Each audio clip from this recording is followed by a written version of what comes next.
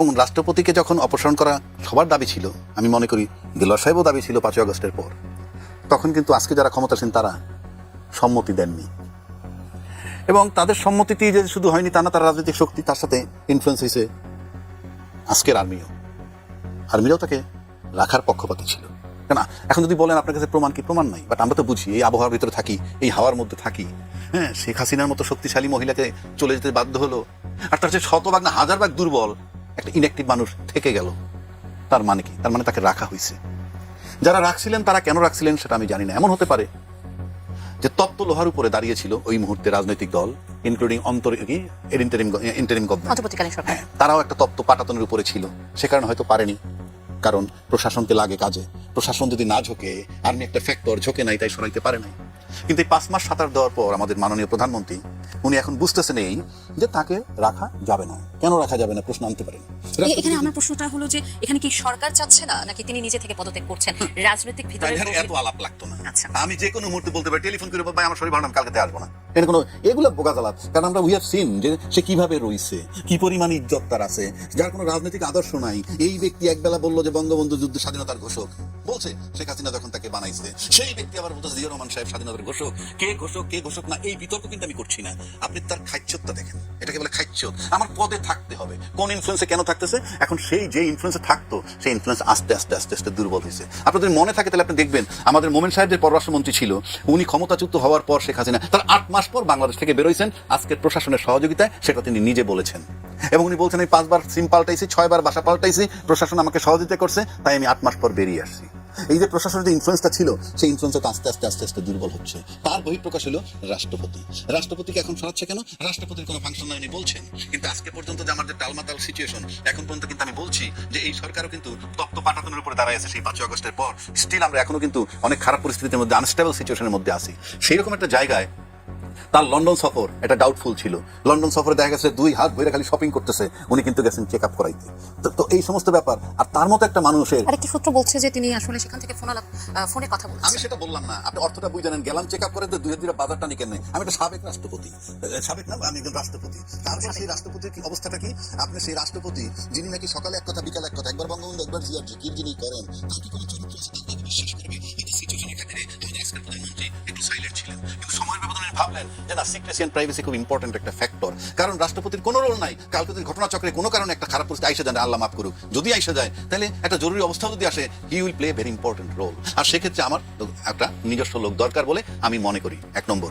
2 নম্বর হইল যে উনি রাষ্ট্রপতি, উনি শেখ হাসিনার সময়ের রাষ্ট্রপতি, ফেসিজমের পক্ষের লোক বলে আমরা বলতেছি। কাজী উনি ধোয়া তুলসী পাতা, উনি যে লিকেজ করেন না, ওনার কাছ থেকে যে লিক হচ্ছে না, আমরা কিভাবে যাবো? সুতরাং রাষ্ট্রের নিরাপত্তার খাতিরে, প্রাইভেসি সিক্রেসির কারণে, প্লাস তাকে তার দলীয় একটা বানানো দরকার। অ্যাটলিস্ট আমাদের প্রধানমন্ত্রী সাহেব এইটুকু নিশ্চিত থাকবেন যে আমার প্রতি লয়াল একজন ব্যক্তি। উনি লয়াল না, এটা কেন জানেন লয়াল না? তার প্রমাণই হলেই এই একই মুখে আমি স্বাধীনতার ঘোষক বঙ্গবন্ধুকে বলছি, একই মুখে আমি জিয়া রহমান সাহেবকে স্বাধীনতা বলছি। এইরকম লোক যদি কেউ বিশ্বাস করে, এমন একটা জায়গায় আসছেন। কারণ আমরা তারেক রহমান সাহেব আমাদের আজকের প্রধানমন্ত্রী, তাকে দেখছি শুরুতে আমাদের কাছে যেটা মনে হয়েছিল যে কোন বলয়ে যাবে। এখন একটা জিনিস পরিষ্কার আমাদের কাছে, আমার কাছে ব্যক্তিগত আমি কনসার্ন যে উনি আওয়ামী বলয় থেকে বেরিয়ে আসতে চাইতেছে, আওয়ামী বলয় থেকে। এখন আওয়ামী বলয়ের সাথে আন্তর্জাতিকভাবে কারা আছে, লোকালি কারা আছে, সবকিছু উনি এই বলয় থেকে বের হয়ে আসতেছে। সেই বলয় থেকে যদি বের হইতে হয়, তাহলে রাষ্ট্রপতির অপসারণ আমি মনে করি খুবই জরুরি, এবং সেটা খুবই যৌক্তিক। এবং রাষ্ট্রপতি, বিএনপি এখন 2/3 মেজরিটি নিয়ে আছে। সুতরাং তাকে যদি রাষ্ট্রপতিকে যদি অপসারণ করে, ব্যক্তিগতভাবে যদি আমাকে বলেন, আমার কিছু আসে যায় না। কিন্তু I am concern about the Bangladesh politics. যেহেতু তারেক রহমান সাহেবকে 5টা বছর পার হইতে হবে, সুতরাং সেক্ষেত্রে অ্যাটলিস্ট আপনার লয়াল লোক দরকার। কেন দরকার? আপনি যে কোনো সিস্টেম লস যদি বন্ধ করেন, যে পানি বের হয়ে যায়, সেই পানিটার যদি ফুটোগুলো বন্ধ করে দিতে পারেন, তাহলে কিন্তু বাড়তি পানি আসলে পানিটা জমে। তো সেক্ষেত্রে যে প্রাইভেসি অ্যান্ড সিক্রেসির প্রশ্নে লিকেজ বন্ধ করার জন্য তার অপসারণ জরুরি বলে আমি মনে করি। এবং সেটার জন্য যদি প্রধানমন্ত্রী সিদ্ধান্ত নিয়ে থাকেন, আমি মনে করি এটা জাস্টিফাইড। আর তার মতো লোকরে দিয়ে যদি কেউ ভাবে যে উনি স্বেচ্ছায় পদত্যাগ করেন, আমি নিশ্চিত পৃথিবী উল্টে যেতে পারে, আমি বিশ্বাস করবো বলে মনে করি না। যদি তাই হইতো, তাহলে আমরা দেখছি যে তার রোল কি, তার খাইচ্যত কি, তারপরে আছে। এখন যদি মনে করেন তিনি যদি ওইখানে বসে বসে ফেসিজমের রিপ্রেজেন্টেটিভ হিসেবে থেকে থাকেন, এটা যদি নিশ্চিত হয়ে থাকে, তাহলে তার অপসারণ জরুরি। ধন্যবাদ। আমি আবারও আসবো মেজর অবসরপ্রাপ্ত ডেলেজ খান। আমি যেটি বলছিলেন আবু হেনা রাজাকে, যে আসলে পরবর্তী রাষ্ট্রপতি নির্বাচনে অনেক সতর্ক হওয়ার প্রয়োজনীয়তার কথা কিন্তু তিনি বারবার বলেছেন, এবং এই যে পরবর্তী রাষ্ট্রপতি হিসেবে রাজনৈতিক নেতাদের পাশাপাশি একজন সাবেক ও বর্তমান আমলার নামও সম্ভাব্য রাষ্ট্রপতি হিসেবে আলোচনা এসেছে, অনেকের নাম আসছে। যদি কোনো আমলাকে রাষ্ট্রপতি করা হয়, এটি কি রাজনৈতিক দলগুলোর উপর আস্থার সংকটের তৈরি করবে কিনা? পরবর্তী রাষ্ট্রপতি কেমন হওয়া উচিত? দেখেন, বাস্তবতাটা আমরা বোঝার চেষ্টা করি। সেটা হচ্ছে বর্তমান যে সেট আপ আছে প্রচলিত পদ্ধতিতে, এই পদ্ধতিতে আমি আবারও সবিনয় মানে সংবিধানের প্রতি শ্রদ্ধা রেখেই বলছি যে মাননীয় প্রধানমন্ত্রী যদি সম্পূর্ণ রাষ্ট্রপতিকে ওয়েট করে চলতে চান, চলতে পারেন। ওই ব্যবস্থা রাখা হয়েছে এবং তাকে সেই পরিমাণ ক্ষমতায়ন করা হয়েছে। ঠিক আছে, লাস্ট কনস্টিটিউশনের কমপ্লেইন তো এটাই ছিল যে prime minister became so powerful that দণ্ডমুণ্ডের কর্তা হয়ে উঠছিলেন উনি, এবং ওনার যে পাওয়ারটা আছে এটা চেক অ্যান্ড ব্যালেন্স করার কোনো অপশন ছিল না। একটাই অপশন ছিল, সেটা হচ্ছে রাষ্ট্রপতির যে পদটা, সেটাকেও আস্তে আস্তে কাটছাট করে এমন অবস্থায় আনা হয়েছে যে এই পদটা এখন টোটালি একটা অর্নামেন্টাল পজিশন ছাড়া আর কিছুই না। তো সেই প্রেক্ষিতে আমাদের এক্সপেকটেশনটা কি?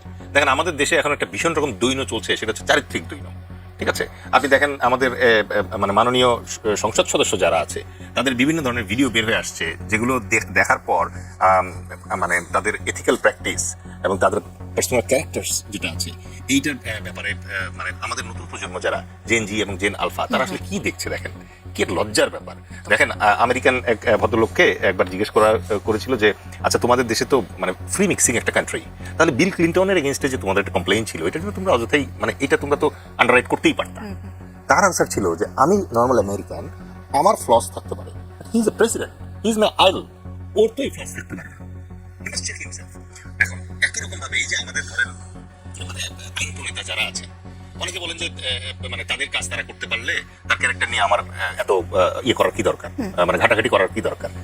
এই জায়গাটায় আমি যেটা ফিল করি সেটা হচ্ছে যে সমাজে তারা এতটা রেসপেক্টেড যে তাদের যখন এই ধরনের কাহিনী এক্সপোজ হয়, তখন সেইটা সামাজিক যে ফ্যাব্রিকটা আছে এই ফ্যাব্রিকটাকে আঘাত করে। এবং রাষ্ট্রপতির ক্ষেত্রে আমাদের যদি রাষ্ট্রপতির অন্যান্য কোনো ক্ষমতা না থাকে, এখন যেহেতু নাই, অ্যাটলিস্ট এইটুক থাকা উচিত যে আমরা রাষ্ট্রপতির চেয়ারে এমন একজনকে দেখতে চাই যিনি সত্যিকার অর্থে সর্বজন শ্রদ্ধেয়। He may not be a disturbance for prime minister, ওরকম লোকও পাওয়া যেতে পারে, বাট অ্যাটলিস্ট প্রেসিডেন্টের দিকে তাকানোর পরে we should have that feelings যে এই লোকটা মানে রেসপেক্টেবল একটা মানুষ। এবং আমার ধারণা 18 কোটি বাংলাদেশে এরকম লোক পাওয়া যাবে, এবং এইটা বাংলাদেশের স্বার্থে, পরবর্তী প্রজন্মের স্বার্থে এটা খুব জরুরি। এবং আপনি যদি ওইরকম ব্যক্তিত্ব সম্পন্ন একজন মানুষকে আপনি ওখানে আনেন, সে কখনো প্রধানমন্ত্রীর জন্য ডিস্টারবেন্সের কারণ হবেন না, এটুকু নিশ্চিত করে বলা যায়। শেষ করবো শুধু একটা কথা বলে এই প্রসঙ্গটা, সেটা হচ্ছে দেখেন, একজন মাহাথির পুরো মালয়েশিয়া চেঞ্জ করে দিয়েছিল, একজন লি কুয়ান ইয়েন পুরো সিঙ্গাপুরকে চেঞ্জ করে দিয়েছিল, আমাদের একজন তারেক রহমান সেই সুযোগের দ্বার প্রান্তে দাঁড়ানো। সুতরাং কথাই আছে যে আপনি যেই 5 জন মানুষের সাথে মেশেন, আপনি ওই 5 জন মানুষের মতো হয়ে যান। রহস্যময় কারণে উনি ধরেন উইথ ডিউ রেসপেক্ট মানে এমন লোককে তার রাজনৈতিক উপদেষ্টা বানাচ্ছে যেই লোক জিয়াউর রহমানের ব্যাটম্যান হওয়ার উপযুক্ত না, রাইট? তাহলে এই ধরনের লোককে উনার চারপাশে উনি কেন আনতেছেন, এটার উত্তর উনি ভালো জানেন। বাট একজন ভালো রাষ্ট্রপতি, একজন সৎ এবং দৃষ্টান্তমূলক রাষ্ট্রপতি যদি আমাদের চোখের সামনে থাকে, আমরা মানুষ হিসেবে, জনগণ হিসেবে will feel pride, will feel good. আমাদের জাতীয়তাবাদী যে চেতনা আছে, এই চেতনাটাকে সমুন্নত রাখা। এই বিষয়টিতে এই প্রশ্নটি অবশ্যই আপনার কাছে রাখবো যে পরবর্তী রাষ্ট্রপতি কেমন হওয়া উচিত, কাদের মধ্যে থেকে হওয়া উচিত। এই প্রশ্নটির উত্তর দেবার আগে আমি একটি প্রশ্ন আপনার কাছে রাখতে চাই যে নাহিদ ইসলাম বলেছেন রাষ্ট্রপতির পদত্যাগের পর তাকে গ্রেপ্তার করে বিচারের দাবি তিনি জানিয়েছেন। রাষ্ট্রপতির বিরুদ্ধে গুরুতর যদি অভিযোগ থাকে, তাহলে পদত্যাগের পর তাকে আইনের আওতায় আনার সাংবিধানিক বা আইনগত কোনো ভিত্তি আছে কিনা? নাহিদ ইসলাম যেটি বলেছেন সেটি কি সত্য কিনা বা করা উচিত কিনা? রাষ্ট্রপতি পদে থাকাকালীন তো তার বিরুদ্ধে আপনি কোনো মামলা করতে পারবেন না, এটা সাংবিধানিকভাবেই তার প্রতি সম্মান। বাট রাষ্ট্রপতি পদ থেকে যাওয়ার পর মামলা হবে না কেন? এরশাদ সাহেবের কি ছিল, কি অবস্থায় ছিল? তারপরে প্রধানমন্ত্রী বেগম খালেদা জিয়া কি হয়েছিল? রাষ্ট্রপতি আসলামই, প্রধানমন্ত্রী খালেদা জিয়া কি হয়েছিল? আপনি ক্ষমতায় না থেকে চলে যাওয়ার পর আপনার বিরুদ্ধে যে কোনো কিছু হতে পারে, যে কোনো অভিযোগ আপনি আমলে নিতে পারেন, সেটা ভিন্ন কথা। কিন্তু রাষ্ট্রপতি কেমন হওয়া উচিত, এই যে বিষয়টা আসছেন আলোচনা হচ্ছে, দিলওয়ার ভাই কিছু টাচ করছে যে একদিকে যেমন প্রধানমন্ত্রীর 5টা বছর পাড়ি দিতে হবে, তাকে দিয়ে উনি আশাবাদী, আবার কিছু উপদেষ্টা বানাইছে সেটা নিয়ে উনি কিছু হতাশ। এটা হতেই পারে, কিন্তু আমি ব্যক্তিগতভাবে বলতে চাই, হয়তো তারেক রহমান সাহেব যা বোঝেন আমি তা বুঝি না, উনি হয়তো আমার কাছে সবচেয়ে অবহেলিত যে ব্যক্তি, তার ভিতরে উনি প্রতিভা খুঁজে পান, পেতে পারেন। তো আমরা এরকম অনেক দেখছি, এমন এক লোক ভবঘুরে তাকে ডেকে এনে এমন একজন প্রডিউসার পরিচালক ফিল্মের কিছু রোল দিল, পরে সুপার অভিনেতা হয়ে গেছে। অর্থাৎ ওই প্রতিভাটা সে দেখছে। সুতরাং এন্ড জাস্টিফাইজ দ্য মিনস, ফলাফল বলে দিবে ওনার পছন্দটা ভালো ছিল কিনা। আমরা তো সেক্ষেত্রে আপনার এখন রাষ্ট্রপতি- সাজেশন কি হবে? এখন রাষ্ট্রপতির বিষয় যদি আনেন, আমি এখানে বসে বলতে পারি যে দেলোয়ার ভাই বললেন যে রাষ্ট্রপতি হওয়ার মতো ভালো ভালো অনেক লোক আছে। আমি যদি ওনাকে ভালো করে প্রশ্ন করি, উনি কিন্তু নাম বলতে পারবে না কারো। চট করে যদি প্রশ্ন করি, বলেন তো এই মুহূর্তে আপনি কারে চুজ করেন, তাহলে উনি বলতে পারবেন না। যদি বলেন এই প্রশ্ন যদি আমাকে করা হয়, তাহলে আমি বলবো আমার চেয়ে ভালো লোক আমি কাউকে দেখি না।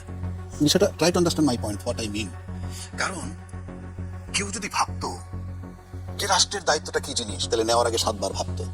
কিংবা কেউ যদি ভাবতো আমাকে প্রধানমন্ত্রী ডেকে এই দায়িত্বটা দিচ্ছেন, আমি কি আদৌ যোগ্য কিনা, আমি তো আমাকে অ্যাসেস করতে না পারি, আপনি রাষ্ট্র অ্যাসেস করবেন কিভাবে?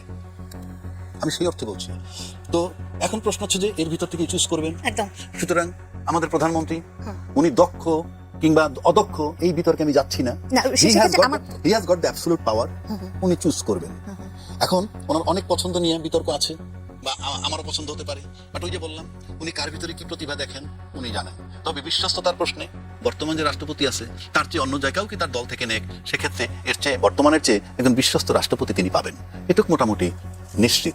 এবং সেই হিসাবে এই তাকে সরানোর সিদ্ধান্ত, আমি আবারও বলছি সরানোর সিদ্ধান্ত, কিন্তু ফাইনালি শুনবেন শারীরিক অসুস্থতার কারণে আমি আর পারছি না, এগুলো কমন কথা। যেমন পারলে কালকে যেদিন রোববার দিন পদ দেখাবো ওই মুহূর্তে, এখন তার শারীরিক অসুবিধা নাই, লন্ডনে চেক আপ করে দিলে এখনো বলতে পারে, ও বলবে যখন চূড়ান্ত হবে সমস্ত পন্থা চেষ্টা করতে অবলম্বন করার, থাকা যায় কিনা, কি পরিমাণ লয়ালিটি চান সেটা আমরা দিব, ইত্যাদি ইত্যাদি। যাই হোক, একজন দর্শক আছেন ফোনে। জি দর্শক, আপনার নাম বলে পরিচয় বলে প্রশ্নটি রাখুন। আসসালামু আলাইকুম। ওয়ালাইকুম আসসালাম। জি বলুন। আমি মুক্তার আলী বগুড়া থেকে বলছিলাম। জি বলুন। আমি মাননীয় আইনজীবী আবু হেনা রাজ্জাকি ভাইয়ের কাছে আমার প্রশ্ন আমার, এই যে আমাদের বর্তমানে সাবেক বর্তমান রাষ্ট্রপতি, ওনার দুর্ভাগ্য না আমাদের বাংলাদেশের মানুষের দুর্ভাগ্য? এই যে বারবার আরেকটা প্রশ্ন, এটা একটা বিষয়। আরেকটা বিষয় হলো রাষ্ট্রপতি সর্বোচ্চ একটা সম্মানের একটা জায়গা, উনি পথ থেকে করলো না, কিছু কিছু মানুষ বলতেছে গ্রেফতার করো, অ্যারেস্ট করো, তার বিচার করো। এই যে মানি লোকগুলোর যে অমানিক হয়ে যাচ্ছে আস্তে আস্তে, আমরা কি শিখছি, আমাদের প্রজন্মগুলো কি শিখছে এই দিকে? আমাদের ভালো কিছু দেখার, ভালো কিছু শিখি, এর কি হচ্ছে কি আমাদের দেশে বলেন?